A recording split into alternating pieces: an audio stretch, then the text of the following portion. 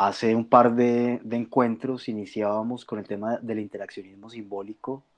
Primero hablamos de Bloomer, que mencionábamos es un autor que retoma a su vez a otro importante teórico que es el señor Mead.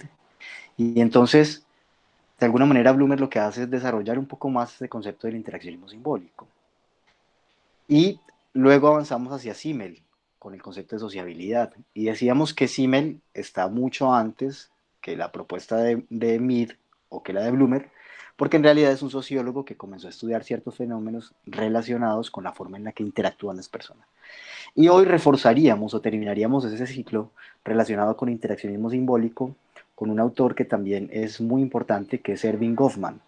Este es un autor que está más cercano al campo de la sociología, que como les había dicho, rescata parte de la obra de Simmel y pues aquí hace unos aportes muy importantes para entender la manera en la que interactúan las personas en los grupos y logra demostrar a través de su trabajo cómo es que la identidad del sujeto es una identidad construida socialmente.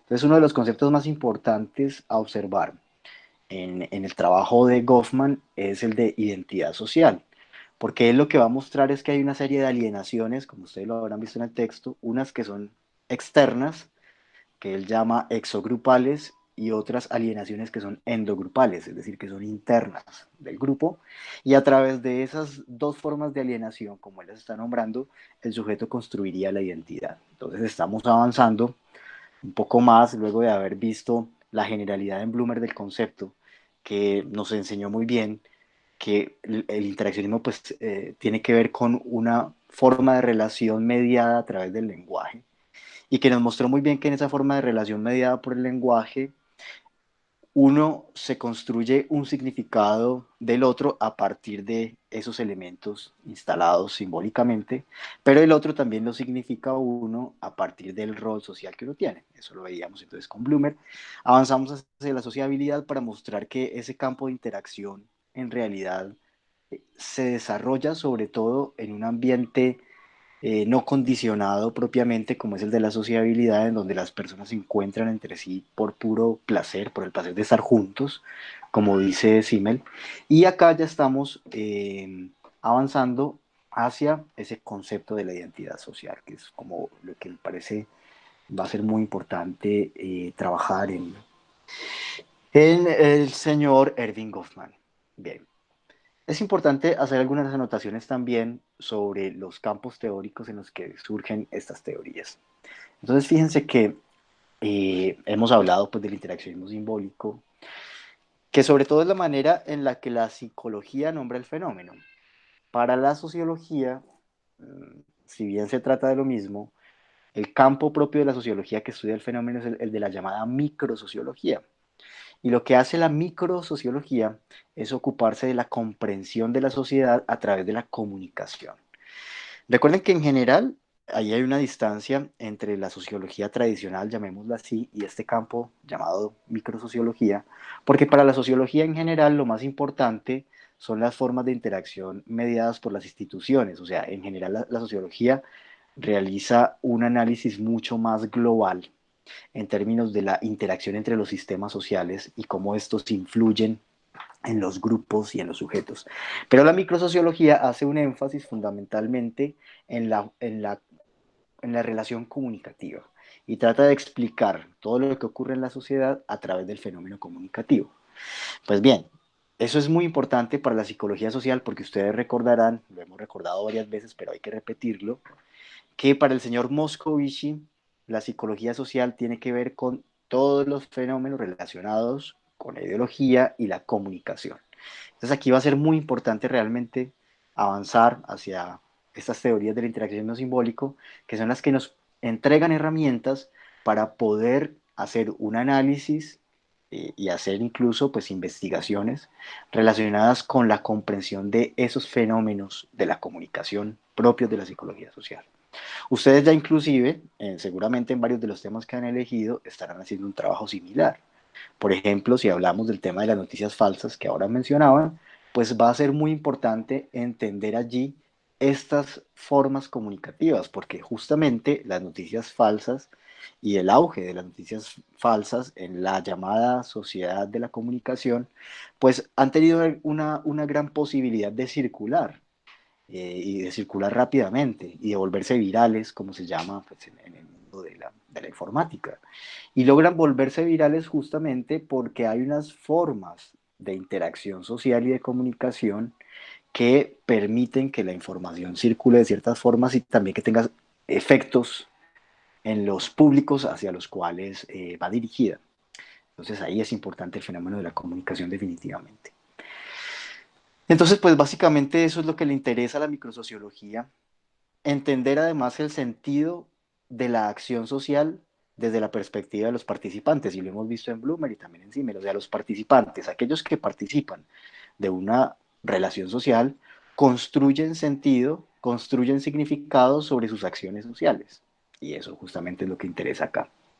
Entonces, la comunicación para el campo de la microsociología o del interaccionismo simbólico se entiende como un campo de producción de sentido dentro de un universo simbólico. Eso justamente es lo que pasa, aprovechando pues, el ejemplo que nos trae Manuela de las noticias falsas, eso es lo que pasa justamente en una situación como la actual. ¿Qué ocurre? Tenemos una gran cantidad de información circulando sobre un fenómeno que todavía es incomprensible suficientemente, incluso para la ciencia. La ciencia misma hoy todavía no sabe con certeza qué es el coronavirus 2, cómo funciona, ni siquiera ha terminado de descifrar sus cadenas genéticas en realidad. Y por eso no ha logrado avanzar todavía hacia una cura, hacia una vacuna. Entonces, cuando estamos ante un fenómeno frente al cual no podemos construir sentido, pues digamos que de alguna manera hay distintas formas en las que los grupos sociales, los sujetos, intentan llenar esa no comprensión de la realidad a través de diferentes formas de sentido. Y en el intento de comprender el fenómeno a través de la construcción de sentido, pueden aparecer eso que llamamos, por ejemplo, noticias falsas, pero pueden aparecer también ciertas ideas relacionadas con el apocalipsis, con lo religioso, con la conspiración, con que el virus fue creado, con que es un arma.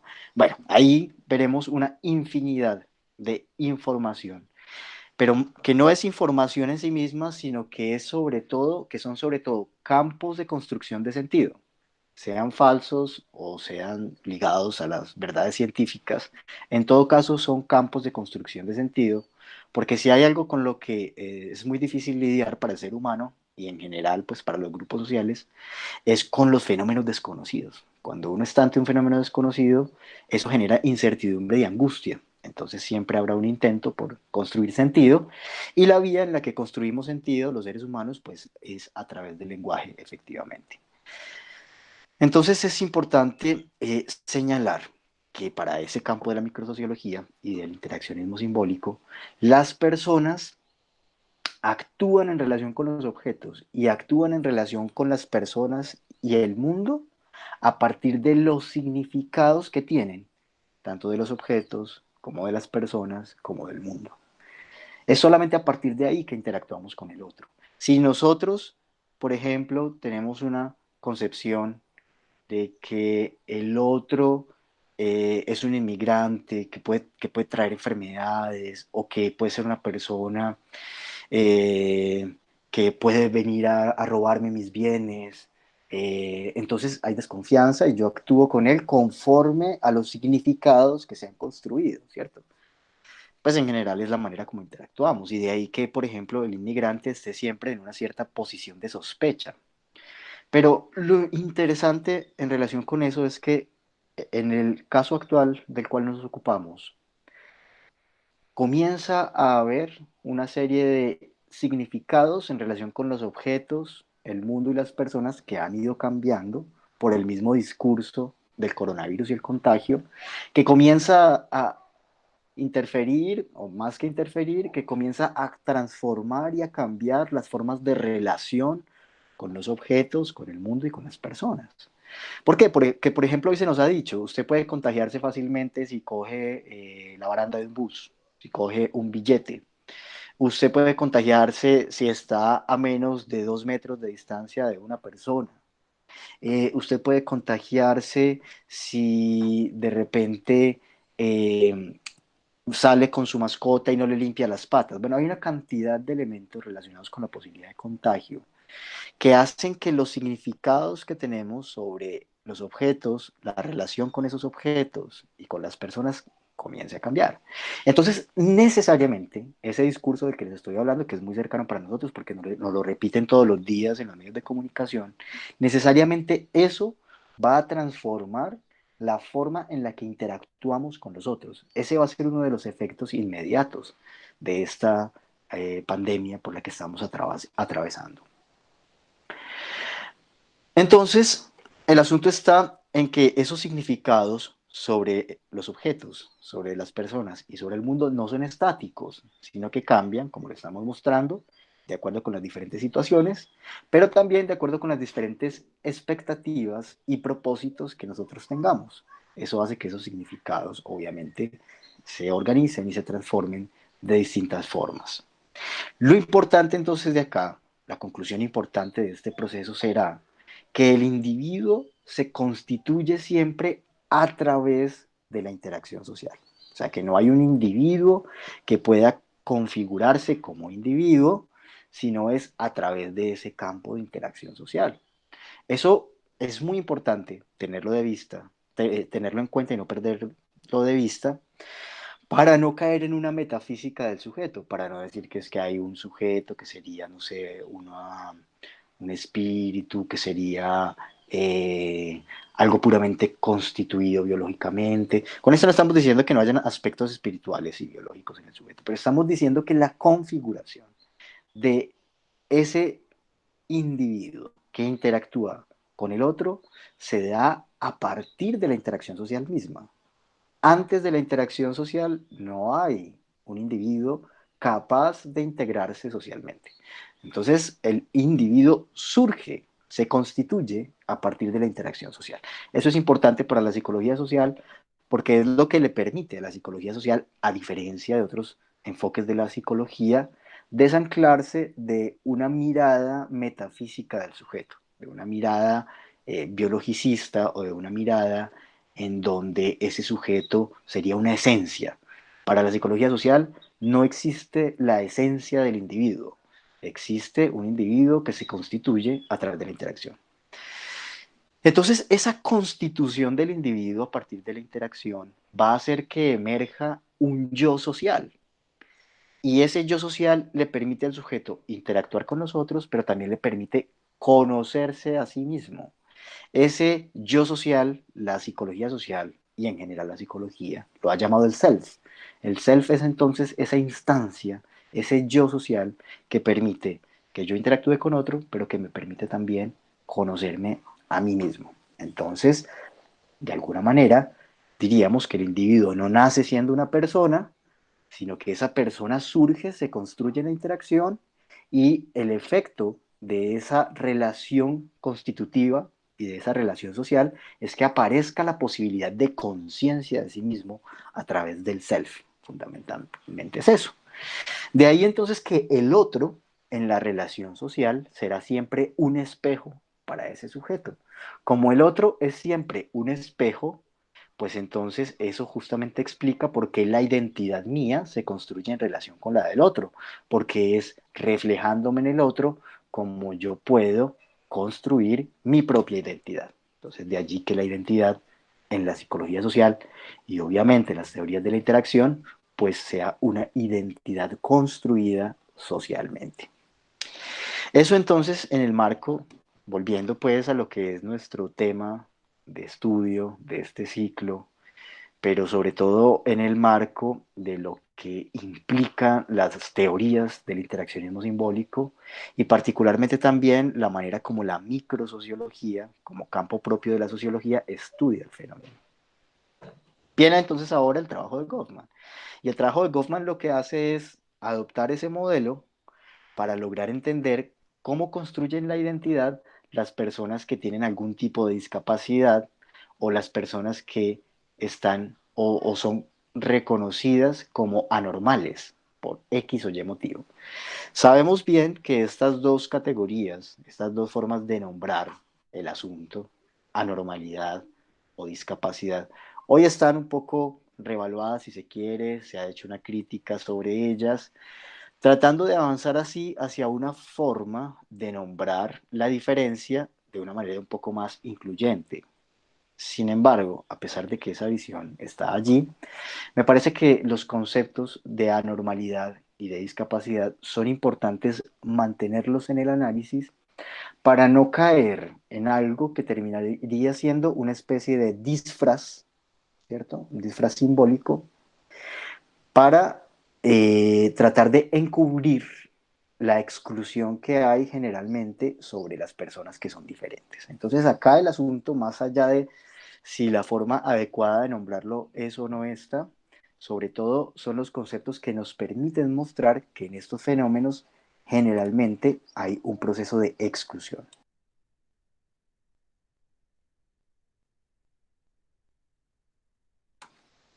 Bien, entonces, avancemos un poco en eso. Primero, pues Goffman va a hablar de qué es el estigma. Y el estigma, dice él, tiene que ver con un signo, que casi siempre tiene que ver con un defecto o con una anormalidad.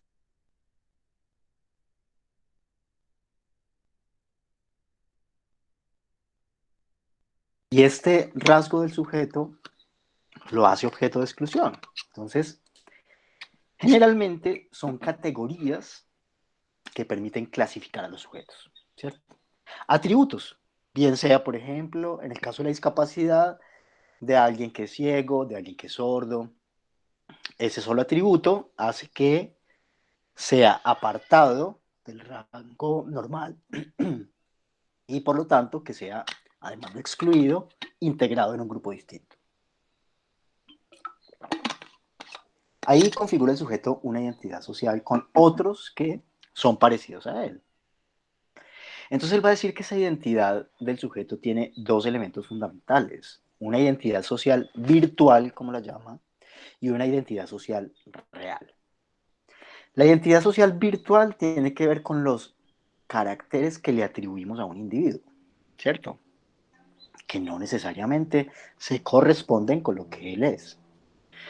Si ustedes miran eso, pues hay muchos estereotipos, muchas ideas falsas, inclusive, sobre las personas que tienen discapacidad. Eh, Se piensa de pronto que son retrasadas mentales, que no pueden hacer ciertas tareas, que son incapaces para, bueno, en fin, hay una cantidad generalmente de atribuciones que hacemos sobre un individuo que tiene algún tipo de rasgo que lo llama Goffman estigma, que lo hace diferente a otros. Entonces, eso es la identidad social virtual. Ojo, pero la identidad social virtual no es algo que solamente ocurra o que solamente atribuyamos a una persona que tiene algún estigma o que hace parte de algún grupo excluido, sino que en general todos nosotros construimos identidades sociales virtuales sobre los demás y los demás también construyen identidades sociales virtuales sobre uno. Para no ir más lejos, el estudiante de universidad pública, los estudiantes de las universidades públicas tienen una identidad social virtual a través de la cual son reconocidos por el resto de las personas que no necesariamente hacen parte de la universidad pública. Por eso incluso cuando hay movilizaciones, cuando hay ciertos procesos de organización estudiantil, las personas que están en el exterior pues tienen una imagen, ¿cierto? Tienen una identidad construida sobre los estudiantes y tienden a creer que son revoltosos, que pueden hacer, cuando están en grupo o en marcha, pueden hacer ciertos daños a las personas. Bueno, en todo caso, hay una identidad social virtual de esa persona, en este caso, en el ejemplo, pues del estudiante, pero también hay siempre una identidad social virtual de todos los otros con los cuales nos relacionamos.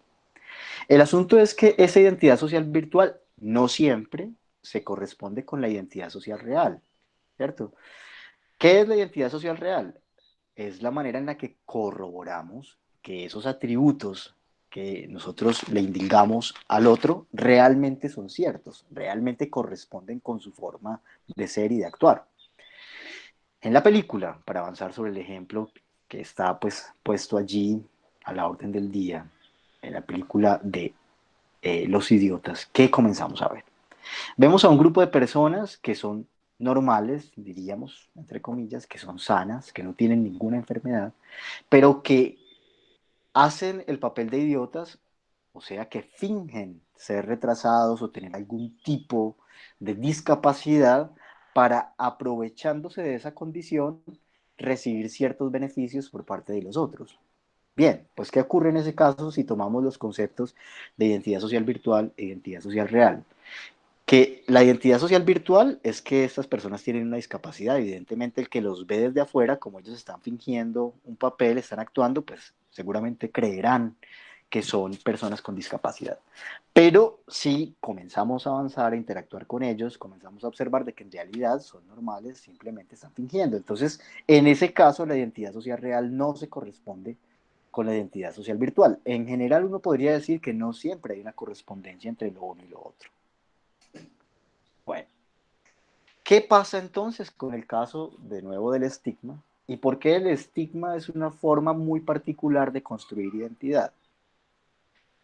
Por un lado, porque el atributo que tienen estas personas los hace diferentes o los convierte en alguien diferente a los otros.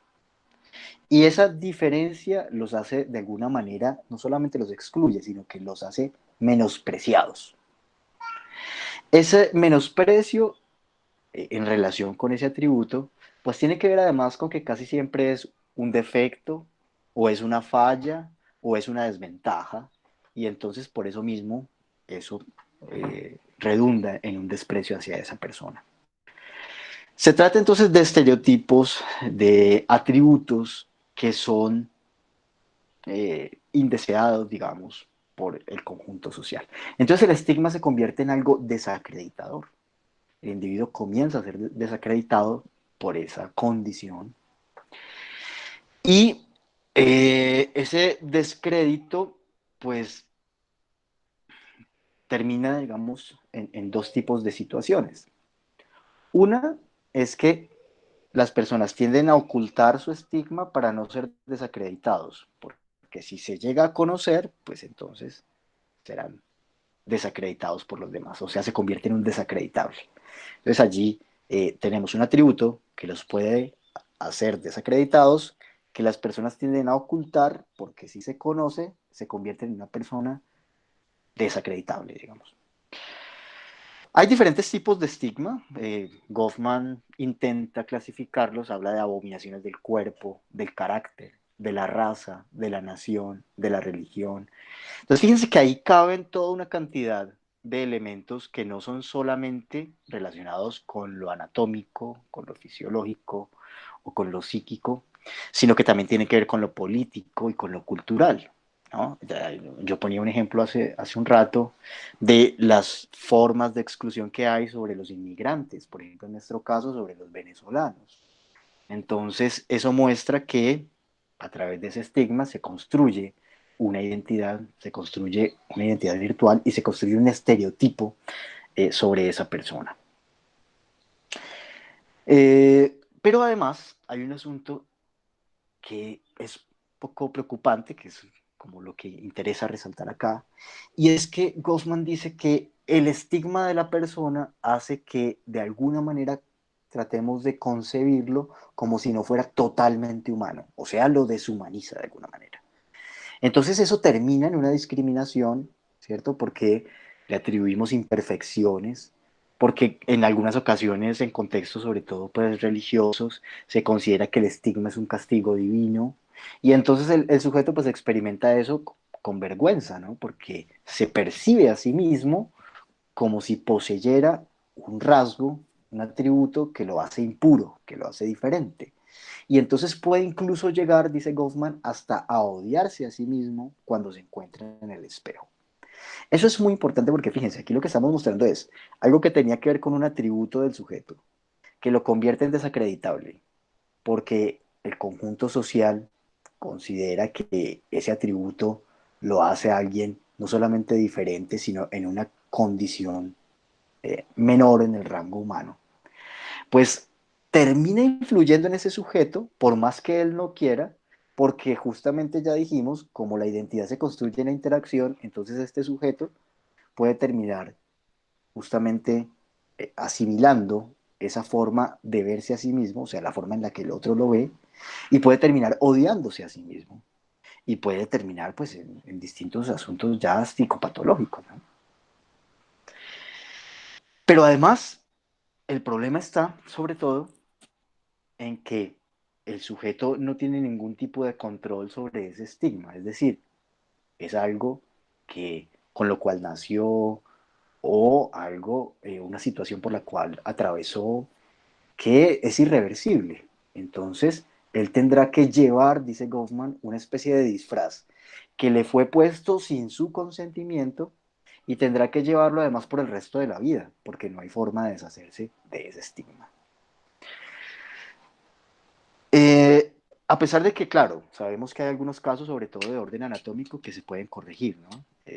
Por ejemplo, personas que tienen labio leporino, bueno, hay distintos casos que podríamos traer, pero de alguna manera es muy difícil, incluso a pesar de que hayan cirugías e intentos de resolver el asunto, es muy difícil que la persona logre reconstituir su identidad del todo.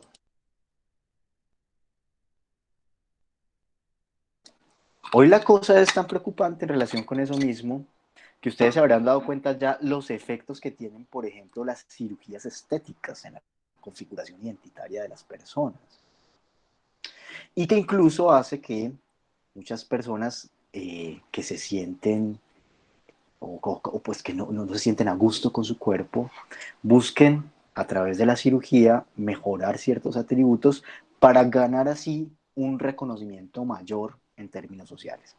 ¿Qué es lo que muestran pues, los datos y los hechos relacionados con este fenómeno?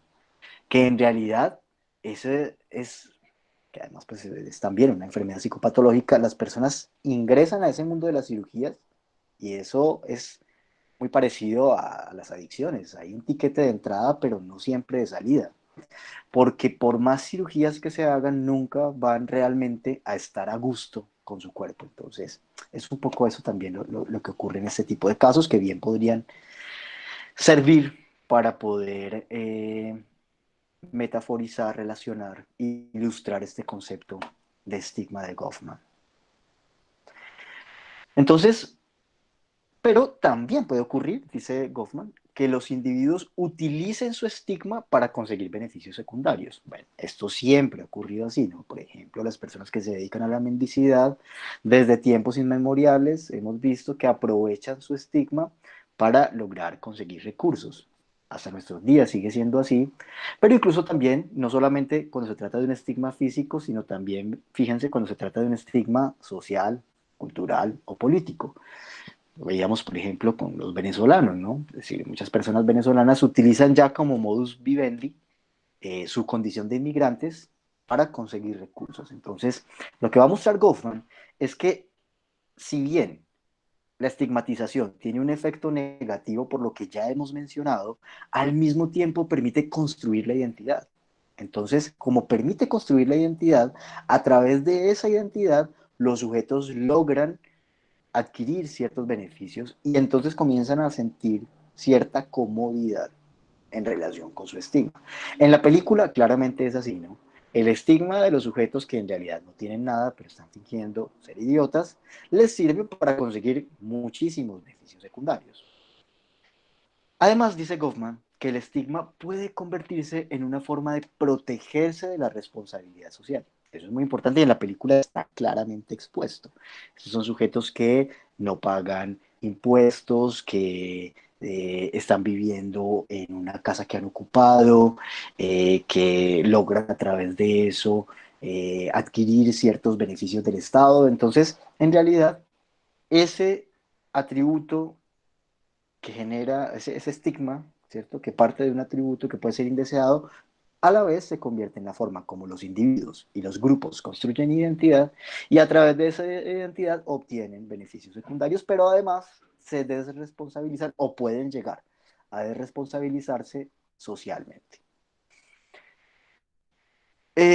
Incluso Goffman dice que cuando algunos de estos sujetos superan esa condición del estigma, no se encuentran listos para enfrentar la realidad sin ayuda de desventaja, porque cuando algunas de estas personas o de algunos de estos grupos sociales logran resolver esa condición que los mantenía en esa situación, entonces están en un rango, llamémoslo así, de normalidad, que les obliga a enfrentarse al mundo en las mismas condiciones que lo haría cualquiera, y ahora sienten que no tienen la misma posibilidad, que están en desventaja para poder salir adelante. También ocurre esto cuando se puede salir del estigma, pero cuando no, también ocurre que en general el estigmatizado está en una constante tensión entre la aceptación y el rechazo. O sea, es alguien que está buscando ser aceptado y que requiere ser aceptado, pero que también tiene mucho temor, obviamente, a ser rechazado, porque no sabe qué piensan los otros de él, pero además porque siente que su intimidad puede ser invadida. Y esto en general es así. ¿Por qué? Piensen, por ejemplo, en alguien que pudo haber tenido un accidente y entonces quedó en una situación de dificultad para moverse. Entonces, pues, no sé, utilizar la silla de ruedas, lo que ustedes quieran. Y generalmente las personas van a tratar de averiguar, de preguntar, bueno, ¿y qué te pasó? ¿Cuándo fue? ¿Cómo fue? Entonces, en general, hay una invasión de la intimidad del estigmatizado porque casi siempre las personas pues quieren averiguar sobre su condición. Entonces, ahí pueden ocurrir varias cosas, ¿no? Una es que el estigmatizado reaccione con un retraimiento, entonces dice Goffman, se aleja, se aísla de la sociedad. Otra es que reaccione confrontando la situación e incluso posiblemente agrediendo a quien o por quien él se siente invadido, ¿no? Pero Goffman muestra en esa interacción, como justamente se trata de analizar la interacción entre los que tienen el estigma y los que no, entre comillas normales, pues también muestra que para los normales también hay una incomodidad cuando hay una persona que tiene un estigma. En la película puede verse en algunas escenas y eso era justamente lo que aprovechaban quienes fingían el rol de idiotas, y era aprovecharse de la incomodidad que le genera el estigmatizado a las personas normales. ¿Por qué? Porque no sabe realmente cómo interactuar con él, porque no sabe si debe ayudarlo o no, siente que si lo ayuda, entonces de pronto no le va a gustar que lo ayude porque también podría hacer las cosas solo. Entonces es muy difícil también para el normal, dice Goffman, saber cómo lograr interactuar con aquel que tiene el estigma. Y por eso, en ocasiones, lo que va a decir Goffman es que hay dos opciones. O hay mucha cautela en el trato, o el normal tiende a apartar la mirada, a mirar hacia otro lado, a hacer de cuenta que no está ahí la persona que tiene el estigma para también no tener que responsabilizarse con el trato, para no tener que desarrollar pues ciertas acciones que le permitan afrontar la situación.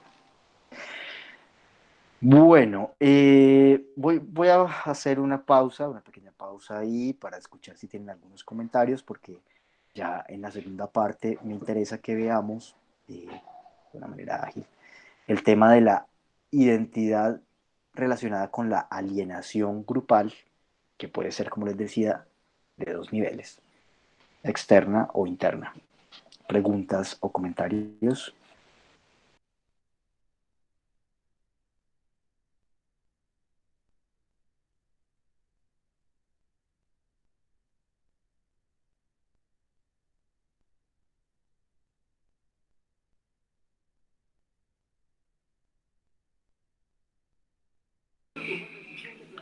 Profe, no tengo dudas con respecto a la película ni comentarios. Me pareció una película como muy rara, pero pues para lo que uno normalmente había visto, pero el resto no, normal. Hay que hacer el análisis para poder entregar el informe.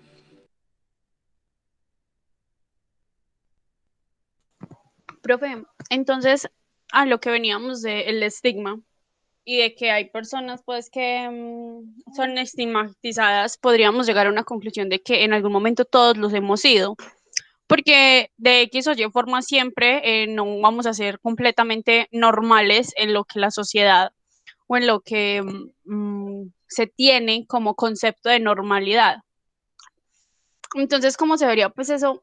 Digamos, eh, todos hemos sido, todos hemos sido estigmatizados, entonces nunca vamos a encontrar como un concepto de normalidad. Sí, Chile, es muy interesante tu comentario porque fíjate que Recuerden cuando veíamos el tema de la sociabilidad. Casi que el sujeto para poder integrar los grupos sociales tiene que camuflarse, si se quiere, tiene que adoptar ciertas identidades del grupo para ser aceptado, para ser aceptado. El grupo de lo contrario va a quedar aislado. Entonces, en cierto sentido, dado que, y eso también hay que reconocerlo, a pesar de lo que anteriormente decíamos en relación con la construcción social de la identidad, el ser humano, cada individuo más bien, es un sujeto único e irrepetible y tiene rasgos que son única y exclusivamente suyos, singulares. Y eso hace que lo que tú estás diciendo sea en efecto así, o sea que si se tratara del reconocimiento de la singularidad de cada uno, todos necesariamente estaríamos en esa condición de estigma. Por eso, en general, para poder habitar en los grupos sociales y para poder hacer parte de la sociedad misma, necesitamos adoptar cierta identidad del grupo, de los grupos, para ganar ese reconocimiento. Entonces, es así un poco como, de alguna manera, todos nos enfrentamos a esa posibilidad de exclusión y es así como logramos integrarnos a los grupos sociales. Pero en distintas condiciones y dadas algún tipo de situaciones, cualquier sujeto podría entrar en esa condición de estigma, podría entrar en esa condición de descrédito. Piensen nomás en esto. Si uno de ustedes se va mañana a vivir a Europa, a vivir a Estados Unidos, a vivir a Asia, ya de entrada va a ser un bicho raro allá, por más que hayan otros colombianos o otros latinos. Pero de todas formas, el solo hecho de ser inmigrante va a hacer que recaiga sobre uno una condición de exclusión, un atributo que lo hace diferente a los otros. Entonces fíjense que esto es un asunto de todas formas dinámico, ¿no? No se trataría de que hay unos que toda su vida serán estigmatizados y otros que no, sino que, dadas las condiciones sociales y la dinámica social, cualquiera de nosotros podría terminar siendo estigmatizado.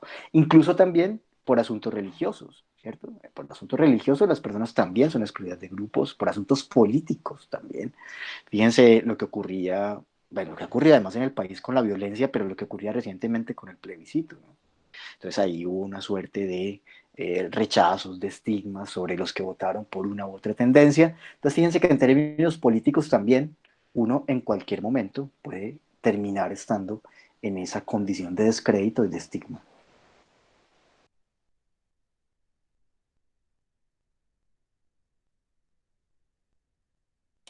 Bueno, continúo entonces para avanzar sobre los conceptos que nos quedan pendientes y ahorita volvemos a conversar.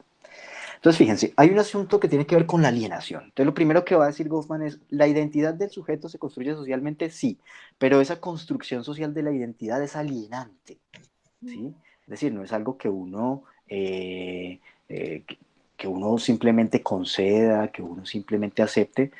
Al final lo tiene que hacer, ¿no? Pero es un asunto también invasivo y por eso es alienante.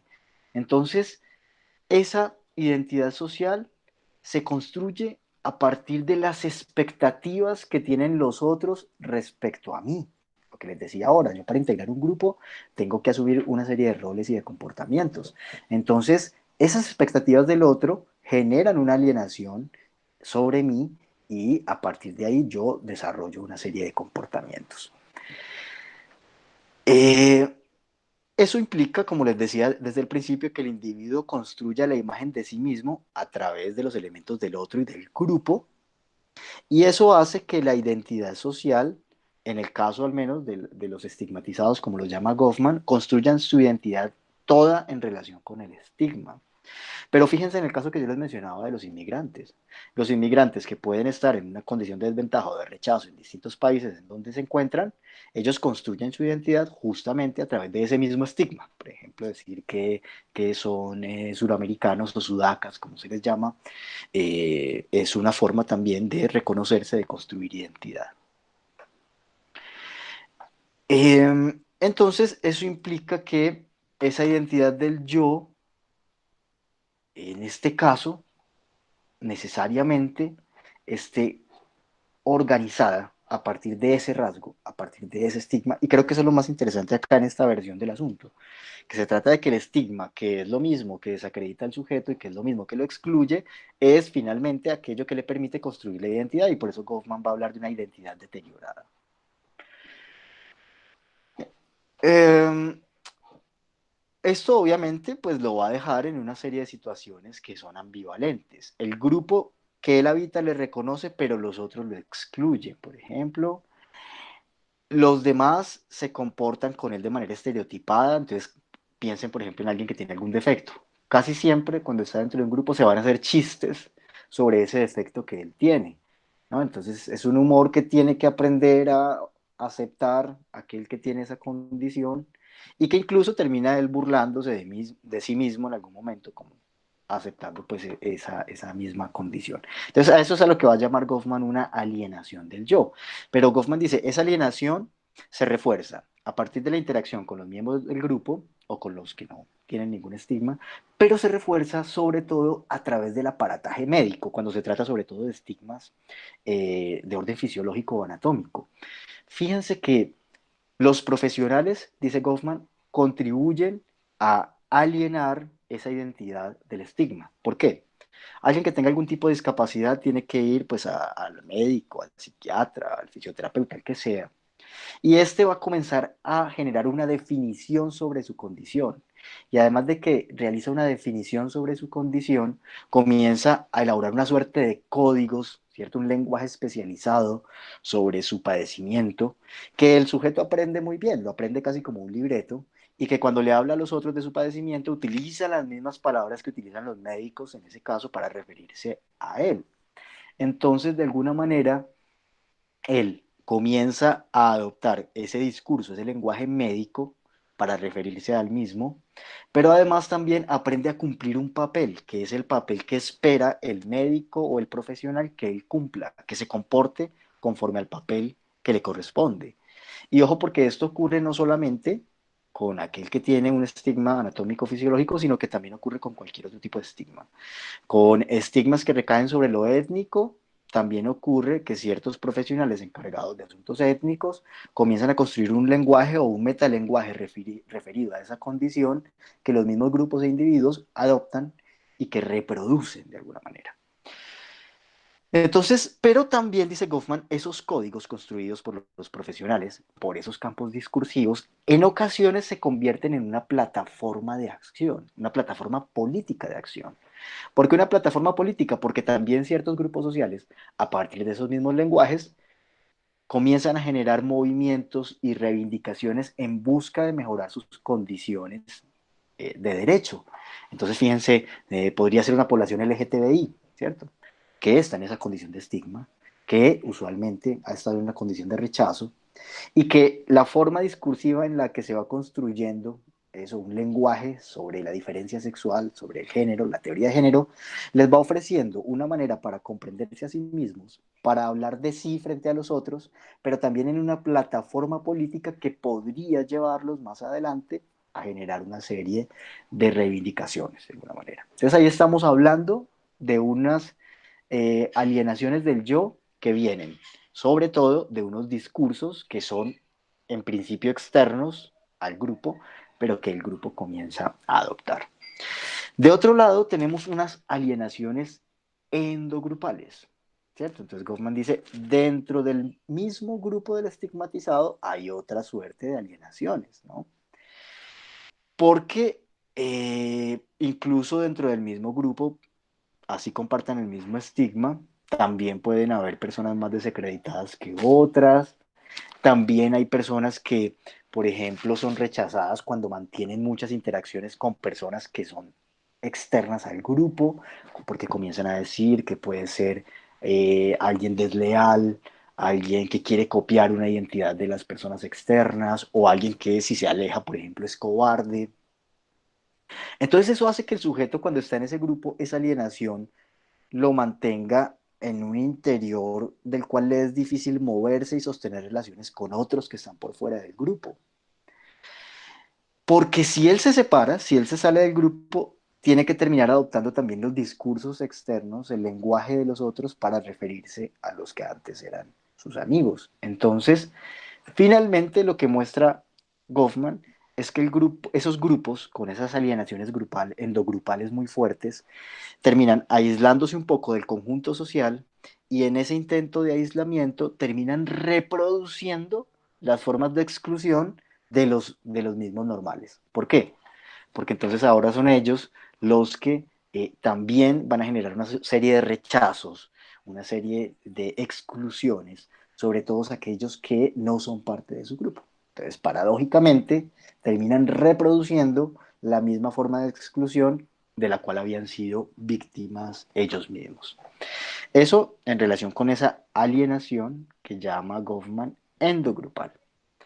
Con respecto a la exogrupal, ya avancé un poco, ya les mencioné, tiene que ver con el lenguaje de los profesionales, con el lenguaje psiquiátrico si es el caso, con las mismas teorías que hay sobre su condición. ¿Cómo se observa esa alienación exogrupal? Porque entonces el individuo tiene que comenzar a aceptar su estigma, según le dicen, a no avergonzarse, a no ocultarlo, a ser una persona además alegre, espontánea, ¿no? Porque se le exige eso, se le exige que no haga de su padecimiento una victimización, sino que tiene que comportarse, pues digamos, de una manera equilibrada con los otros. Entonces eso también genera una alienación porque le impone unas formas de comportamiento. Inclusive en esa alienación exogrupal, al estigmatizado se le impone una tarea que es muy difícil y es la de lograr una cierta reeducación de los normales para que lo vean a él como humano y como igual a los demás, como una persona con capacidades.